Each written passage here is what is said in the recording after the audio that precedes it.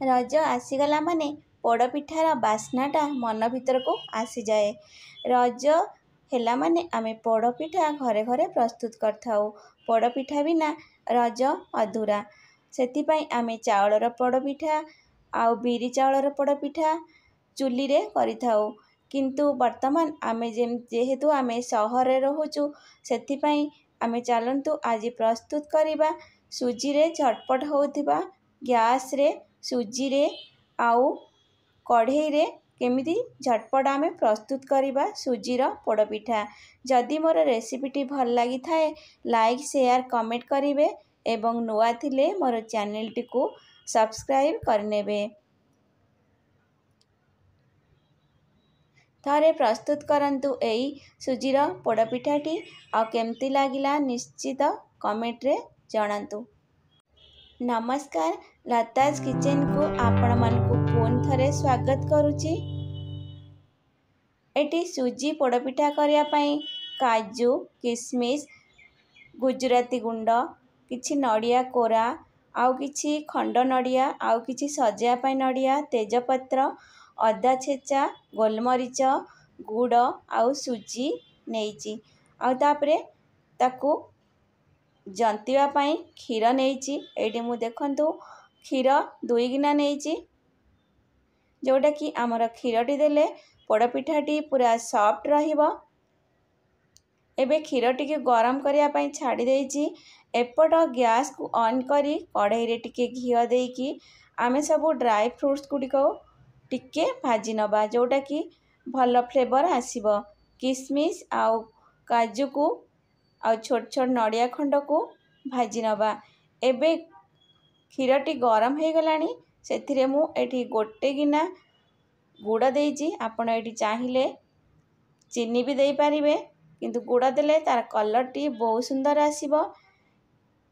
एबे गुजराती गुंड तेजपत्र अदा छेचा आ गोलमरीच देई दवा आउ तापरे टिके लूण दबा जोटा कि तार टेस्टटा बहुत बढ़िया आसीबो।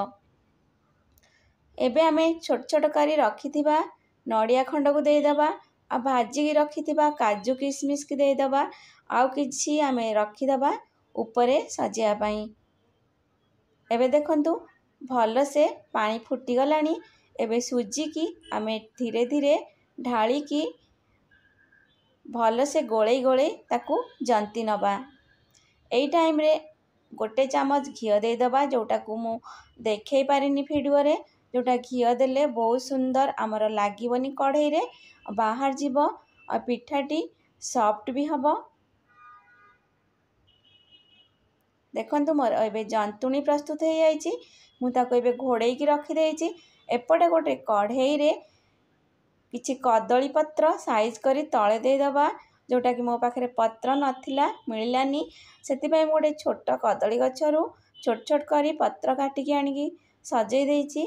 एबे सेतिरे टिके घियो मार दबा जा द्वारा कि पिठाटी भल से बाहरी जीवो।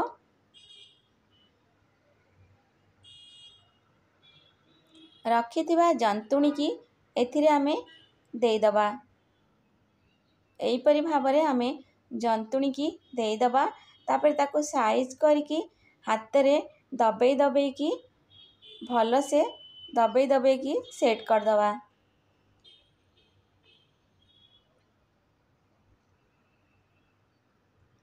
एमती भाबरे ताको टिके दबेई की साइज कर दबा। ता ऊपर टिके घियो लगे दबा। तापरे रखिथिबा कदली पत्र को ता ऊपर दे दबा।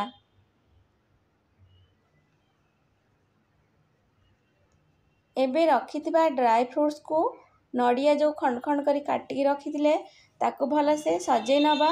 देखंतु एई परि भाबरे मु कदली पत्र को सब साइज करके दे देइछि।